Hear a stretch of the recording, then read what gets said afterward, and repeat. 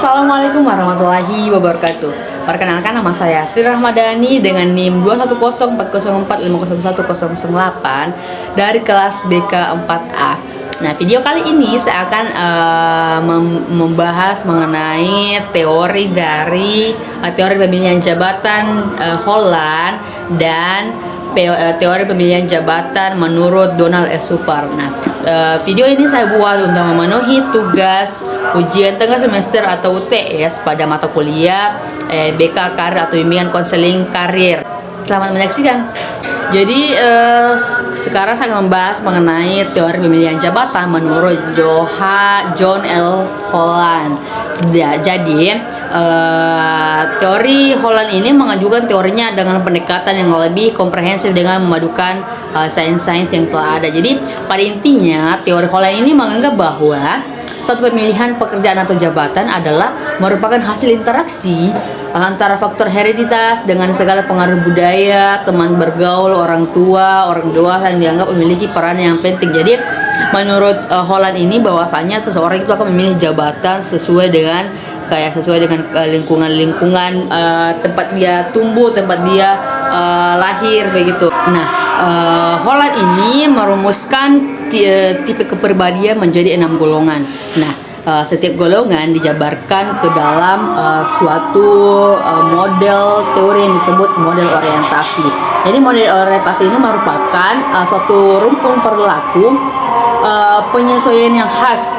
Jadi setiap orang memiliki urutan orientasi, yang berbeda-beda, dan hal inilah yang menyebabkan mengapa setiap orang itu mempunyai corak hidup yang berbeda-beda. Jadi Holland ini mengelompokkan kepribadian seseorang itu ada 6, tapi dalam yang ini model orientasi bahwasanya Holland mengatakan bahwasanya seseorang itu berbeda-beda. Jadi berbeda-beda di sini artinya berbeda-beda cara dia memilih pekerjaannya di masa depan. Jadi setiap orang itu pasti memiliki corak hidup yang berbeda-beda. Itu karena tergantung dari dirinya sendiri ataupun dari lingkungan-lingkungan yang mempengaruhinya. Holland ini merumuskan ataupun mengelompokkan tipe-tipe kepribadian itu menjadi 6. Nah, biasa kita kenal dengan tipe-tipe kepribadian Riase. Jadi R ini menurut Holland itu R adalah realistik. Jadi artinya tipe modal ini memiliki kecenderungan untuk memilih lapangan kerja yang berorientasi kepada penerapan, misalnya kayak operator mesin, operator radio, ahli listrik, dan pekerjaan lain yang sejenis. Jadi tipe model ini merupakan ciri-ciri diantaranya kayak kejantanan, kekuatan otot, dan keterampilan fisik. Jadi mempunyai kecakapan koordinasi motor yang kuat. Jadi tipe kepribadian yang realistik ini bagaimana seseorang itu kayak memilih pekerjaan atau pemilihan karirnya itu kayak dengan pekerjaan yang lebih menggunakan tenaga atau lebih menggunakan kayak berinteraksi dengan orang lain, ataupun lebih ke mesin atau teknik-teknik begitu. Terus yang riasik yang sebenarnya itu ada intelektual. Jadi model orientasi ini memiliki kecenderungan untuk memilih lapangan pekerjaan seperti ahli fisika, ahli biologi, kimia, ahli antropologi, dan yang lainnya. Jadi model orientasi ini mempunyai ciri khas diantaranya kayak memiliki kecenderungan untuk merenungkan daripada mengatasinya dalam memecahkan suatu masalah. Jadi tipe kepribadian intelektual ini kayak membutuhkan pemahaman, menyenangi tugas-tugas yang bersifat kabur, memiliki nilai dan sikap yang tidak konvensional. Jadi kayak yang intelektual ini bagaimana seseorang itu memilih pekerjaan atau karirnya kayak orang-orang yang suka dengan hal-hal yang menantang, hal-hal yang membutuhkan logika yang tinggi, karena harus ada pemecahan masalah dari tipe-tipe orang yang intelektual ini. Terus itu ada tipe kepribadian yang artistik. Jadi artinya kalau misal tipe kepribadian ini memiliki kecenderungan berhubungan dengan orang lain secara tidak langsung, kayak bersifat sosial, suka menyesuaikan diri, lebih menyukai menghadapi keadaan sekitar dengan melalui ekspresi diri, menghindari keadaan yang bersifat interpersonal, dan keterampilan fisik. Jadi kayak misalnya ahli musik, ahli kartun, ahli drama, pencipta lagu. Nah, kalau misal tipe-tipe artistik ini bagaimana orang itu memilih pekerjaan ataupun perencanaan karirnya itu karena kayak dia lebih suka lebih menuangkan ekspresinya itu melalui kata-kata atau melalui dari suatu kayak misalnya melodi nada, melodi lagu ataupun dari bait-bait puisi. Jadi orang ini lebih suka seni. Ya, itu intinya dari tipe orang yang artistik. Nah, ada tipe-tipe kepribadian yang sosial. Jadi tipe model ini memiliki kecenderungan untuk memilih lapangan pekerjaan kayak seperti guru, seperti pekerja sosial, konselor, dan pekerjaan yang sejenis. Jadi ciri-ciri dari tipe kepribadian yang sosial ini, dia tuh pandai bergaul kayak dan berbicara, jadi bersifat responsif, bertanggung jawab, terus juga kayak mempunyai nilai kemanusiaan yang tinggi. Jadi dia ini memiliki lebih suka berhubungan dengan seseorang atau berhubungan sosial secara langsung. Mereka tadi kalau misal yang artistik itu lebih menyukai berinteraksi sosial secara tidak sengaja. Nah, kalau yang sosial ini berinteraksi sosial dengan sengaja karena dia misal contohnya itu guru, karena pasti kan sebagaimana kita ketahui bahwasanya guru itu mengajar, terus mendidik, terus juga menghadapi siswa-siswa atau menghadapi orang-orang begitu. Jadi dia ini lebih suka berinteraksi, bagaimana dia itu berkomunikasi, bagaimana dia itu kayak nyaman untuk berbicara dengan orang lain begitu. Terus ada setelah sosial itu ada namanya konvensional. Jadi konvensional model kepribadian ini pada umumnya memiliki kecenderungan terhadap kegiatan verbal.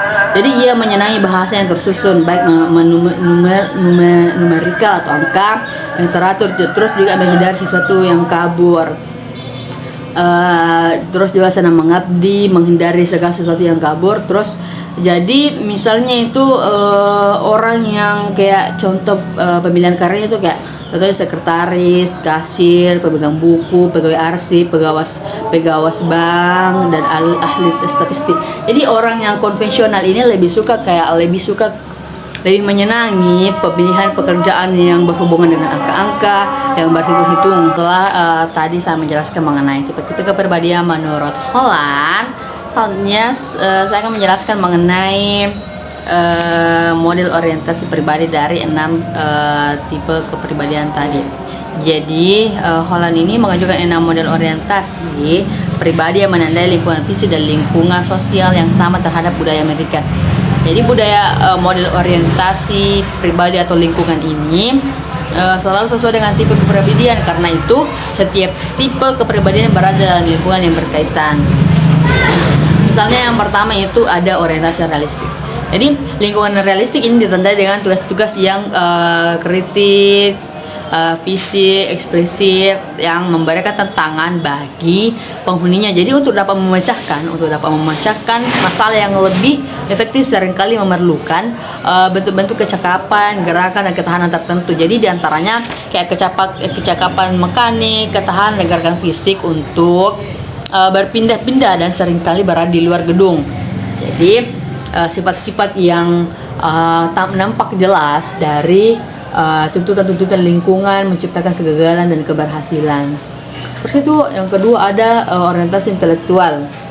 Jadi orientasi intelektual ini di mana lingkungannya yang ditandai dengan berbagai tugas yang memerlukan berbagai kemampuan yang abstrak dan kreatif. Jadi bukan tergantung kepada pengamatan pribadinya, tapi ini untuk dapat memecahkan masalah yang efektif dan efisien diperlukan intelijensi, imajinasi, dan serta kepekaan terhadap berbagai masalah yang bersifat intelektual dan fisik. Jadi kriteria keberhasilan dalam melaksanakan tugas bersifat objektif dan bisa diukur, tetapi memerlukan waktu yang cukup lama dan secara bertahap. Jadi bahan dan alat serta perlengkapan memerlukan kecakapan intelektual daripada kecakapan manual. Jadi kecakapan tulis menulis mutlak dipelihara dalam orientasi di sini.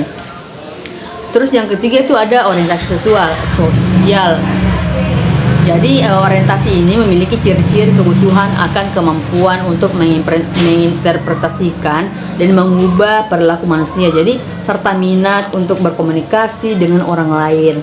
Jadi secara umum orientasi ini dapat menimbulkan rasa harga diri dan status. Terus selanjutnya itu ada orientasi konvensional. Jadi orientasi konvensional ditandai dengan berbagai macam tugas dan pemecahan masalah, memerlukan satu proses informasi verbal dan matematis secara kontinu atau secara terus menerus atau kayak berlanjut begitu. Jadi berhasilnya dalam pemecahan masalah akan nampak dengan jelas dan memerlukan waktu yang relatif singkat. Terus itu ada orientasi usaha. Jadi orientasi usaha ditandai dengan berbagai macam tugas yang menitik beratkan kepada kemampuan verbal yang digunakan untuk mengarahkan dan mempengaruhi orang lain. Terus juga ada orientasi artistik.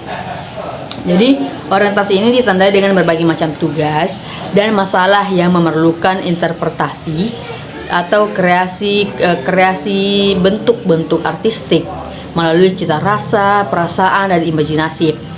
Jadi dengan artian lain, orientasi artistik ini lebih menitik beratkan menghadapi keadaan sekitar yang dilakukan dengan melalui ekspresi diri dan menghindari keadaan yang bersifat interpersonal ataupun kayak keteraturan atau keadaan yang menuntut keterampilan fisik. Nah, setelah tadi menjelaskan mengenai teori pemilihan karir menurut Holland, selanjutnya saya akan menjelaskan mengenai pemilihan perkembangan jabatan, teori perkembangan jabatan menurut Donald E. Super. Jadi dalam teorinya, Donald E. Super mengemukakan bahwa kematangan bekerja dan konsep diri atau self concept merupakan dua proses perkembangan yang berhubungan dan memerlukan tulang punggung dari teori yang dikemukakannya. Jadi pendapat ini kemudian dikembangkan menjadi 10 rumusan pola perkembangan arah pilih jabatan. Konsep-konsep umum pada teori Donald E. Super itu ada banyak. Yang pertama yaitu jadi kayak untuk mengusung teori perkembangan jabatan Donald E. Super mengemukakan konsep-konsep umum sebagai berikut. Yang pertama yaitu perbedaan-perbedaan individu atau individual difference. Jadi tiap-tiap orang itu memiliki perbedaan individual. Ini telah secara luas diterima oleh psikologi vokasional karena dan pendidikan dewasa ini. Jadi rintangan ciri-ciri kepribadian yang memiliki luasnya baik yang terdapat dalam diri individu itu sendiri maupun antar individu. Terus yang kedua itu yaitu ada namanya pola-pola kemampuan kerja atau occupational ability pattern. Jadi setiap individu akan menemukan pilihan job pekerjaan yang sesuai dengan pola-pola kepribadiannya. Jadi seseorang itu kayak akan lebih suka atau lebih nyaman bekerja dengan bekerja dengan hal-hal yang disukainya. Terus itu ada pola identifikasi dan peranan model yang diperoleh. Jadi peranan orang tua serta orang dewasa memiliki pengaruh yang cukup besar dalam membentuk arah minat jabatan dan konsep diri anak, karena sebagaimana kita ketahui bahwasanya orang tua itu kayak adalah orang yang paling sering berinteraksi dengan anak. Jadi orang tua ini bagaimana dia memberikan pemahaman, bagaimana dia memberikan pengetahuan mengenai pekerjaan pemilihan jabatan, arah pemilihan jabatan anak ke depannya. Terus tingkatan-tingkatan kehidupan. Jadi tingkatan-tingkatan kehidupan ini mempengaruhi alat pilih jabatan dan penyelesaian diri pada setiap individu. Jadi ada tingkatan kehidupan kayak misalnya tingkatan kehidupan yang bawah, tengah ataupun atas. Terus itu ada kontinuitas penyesuaian. Jadi artinya individu-individu baik remaja maupun pemuda dalam kehidupannya sehari-hari selalu melihat kenyataan sebagai gambaran atau penjelasan proses kompromi antara konsep diri dengan realitas. Jadi orang itu kayak dalam pemilihan jabatan dia akan melihat bagaimana lingkungannya. Misalnya orang yang sarjana, misal sarjana S1-nya itu hukum tapi malah jadi ibu rumah tangga. Nah, orang ini akan mempengaruhi seseorang itu dalam memilih arah pilih jabatannya. Terus itu ada pola karir. Jadi artinya pola karir pada seseorang itu terbentuk dari semenjak awal kehidupan individu itu sendiri. Jadi pola karir ataupun arah-arah pemilihan karir ke depannya itu sudah terbentuk dari awal kehidupannya. Itu bisa terbentuk karena adanya kayak faktor hereditas dari keluarganya, faktor-faktor yang di lingkungannya bagaimana, itu akan membentuk pola karirnya. Terus perkembangan dapat dibimbing. Jadi artinya perkembangan individu yang dilalui sepanjang tahap-tahap atau tingkatan kehidupan itu dapat dibimbing. Artinya seseorang itu, setiap individu ataupun orang-orang itu dapat dibimbing tingkatan kehidupannya. Artinya dia tuh kayak bisa dibimbing bagaimana dia meningkatkan kehidupannya ke depan, begitu. Bisa dibimbing, misal kayak bisa dibimbing melalui gurunya, orang tuanya, lingkungannya, ataupun misal dari kayak perguruan tinggi, itu bisa dibimbing. Terus ada lagi namanya pengembangan hasil interaksi. Jadi pada hakikatnya interaksi antara individu dengan lingkungannya akan memberikan pekerjaan dan rencana jabatan tertentu. Jadi kayak seseorang itu akan melihat ataupun memilih jabatan melalui hasil interaksi. Misalnya lingkungan sekitarnya itu kebanyakan, lingkungan sekitarnya kebanyakan pemulung, begitu. Pasti orang yang akan memilih jabatannya itu pasti akan berpikir, saya jadi pemulung, mak saya jadi karena begini di lingkunganku, begitu. Itu akan sangat mempengaruhi. Jadi lingkungan itu sangat berpengaruh terhadap arah pemilihan jabatan seseorang ke depannya. Terus itu ada dinamika pola karir. Jadi artinya faktor interaksi antara individu dan lingkungan itu memiliki pengaruh pada dinamika pola karir individu. Jadi kemampuan kerja itu, perbedaan individu, status dan peranan itu sangat berpengaruh. Terus juga kepuasan terhadap suatu pekerjaan atau tugas itu bergantung kepada sejauh mana pekerjaan dan tugas di pandangan hidup itu dihayati oleh seseorang yang memungkinkan ia dapat melakukan peran yang diterapkan. Jadi faktor interaksi antara individu dan lingkungan ini sangat berpengaruh, karena ini akan ada namanya kepuasan terhadap suatu pekerjaan atau tugas. Terus juga ada pekerjaan sebagai pandangan hidup. Jadi ini mengatakan bahwasanya pekerjaan yang dipandang hidup itu sesuai dengan potensi-potensi nilai yang dimiliki individu. Jadi pekerjaan itu dan pandangan hidup harus kayak kalau bisa sesuai dengan potensi-potensi yang dimiliki, nilai-nilai lingkungan dan atau nilai-nilai atau potensi-potensi yang dimiliki oleh individu itu sendiri. Nah, halnya itu teori perkembangan jabatan menurut Donald S. Super. Jadi ada beberapa mengatakan bahwa yang pertama itu setiap orang memiliki perbedaan individual. Jadi sebab setiap orang itu memiliki kemampuan, minat dan ciri-ciri ataupun ciri khas pada dirinya. Apabila dikaitkan dengan perkembangan jabatan, maka perbedaan individual yang dimiliki setiap orang mempunyai arti yang penting dalam perkembangan jabatannya. Jadi setiap orang itu mempunyai karakteristik ataupun ciri khas ataupun potensi-potensi yang ada di dalam dirinya itu yang tidak ada dalam diri orang lain. Jadi begitu. Terus juga ada akibat dari hal tersebut.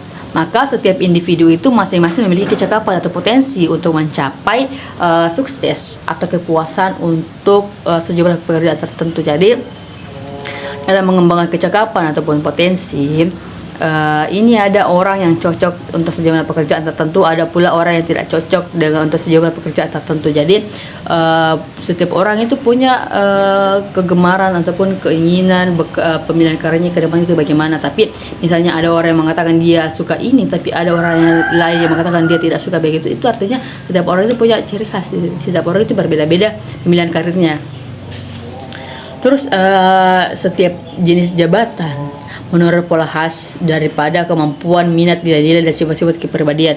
Jadi pola jabatan masing-masing mempunyai tingkat toleransi yang cukup besar sehingga memungkinkan bermacam-macam pekerjaan atau jabatan cocok untuk setiap orang dan bermacam-macam orang untuk setiap pekerjaan.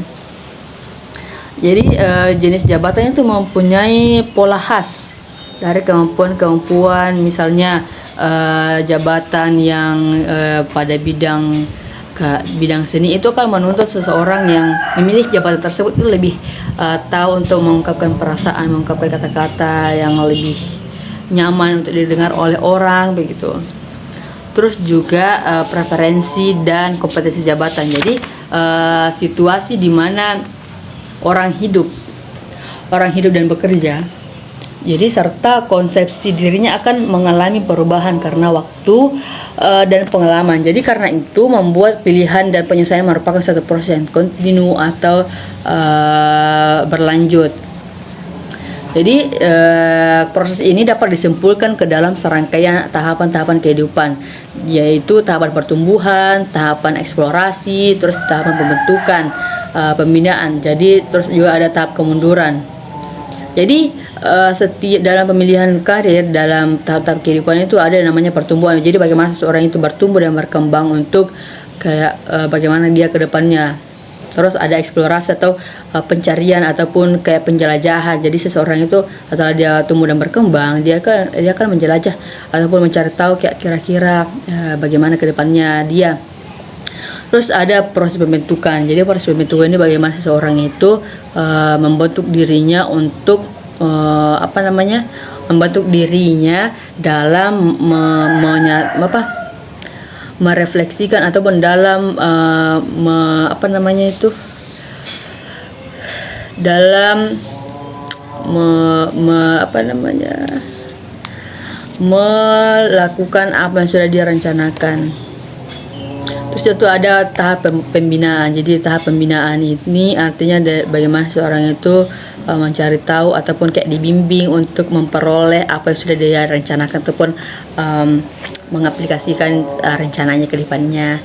Terus juga ada tahap kemunduran, artinya bagaimana seorang ini mundur ataupun kayak berhenti dari apa yang sudah dia rencanakan. Jadi ada beberapa tahap kehidupan yang setiap orang itu pasti lalui. Terus juga tahapan-tahapan ini dibagi lagi menjadi beberapa. Itu ada tahap fantasi. Jadi tahap bagaimana seorang itu bisa realistis, bisa bereksplorasi. Terus juga ada tahap pembentukan, jadi menjadi tahap mencoba dan tahap mentah. Jadi tahap pembentukan ini yang ada mencoba atau trial dan tahap mentah. Jadi artinya bagaimana seorang ini kayak mencoba ataupun melakukan bereksperimen dengan pembentukan pada dirinya. Juga ada yang namanya tahapan mentah, yang artinya tahapan yang belum pernah dilakukan percobaan begitu. Terus jadi tahapan pertumbuhan ini berkaitan dengan pertumbuhan fisik dan psikologis. Jadi tahapan eksplorasi diawali sejak seseorang memiliki kesadaran bahwa pekerjaan itu merupakan satu aspek daripada kehidupannya. Jadi pada masa fantasi, seseorang ini menentukan arah pilih jabatannya seringkali tidak realistis dan sering dia kaitkan dengan permainannya. Terus itu tahap pembentukan yang berkaitan dengan pengalaman seseorang pada awal dia mulai bekerja, dan dia mencoba untuk ingin membuktikan apakah pilihan dan keputusan yang dibuat sebelumnya itu pada masa eksplorasi itu benar. Jadi percobaan. Terus itu ada tahap pembinaan atau maintenance. Jadi seseorang ini berusaha untuk melanjutkan atau memelihara situasi pekerjaan. Jadi sedangkan pada tahap kemunduran itu merupakan tahap menjelang seseorang untuk berhenti bekerja dengan usaha mempertahankan diri dan meningkatkan pekerjaan. Nah, jadi hakikat dari pola karir seseorang ini ditentukan oleh tingkat sosial ekonomi orang tuanya. Jadi kemampuan mental, ciri-ciri kepribadian, dan oleh kesempatan-kesempatan yang terbuka bagi dirinya. Jadi hakikat pola karir itu misalnya ditentukan oleh tingkat sosial ekonomi. Misalnya seseorang itu dia punya kegemaran ataupun kesukaan di dunia teknik. Nah, seorang ini mau melanjutkan ataupun mengembangkan apa yang dia miliki, tapi terhalang oleh biaya ataupun kesulitan ekonomi, sehingga dia tidak melanjutkan apa yang sudah dia miliki dalam dirinya begitu.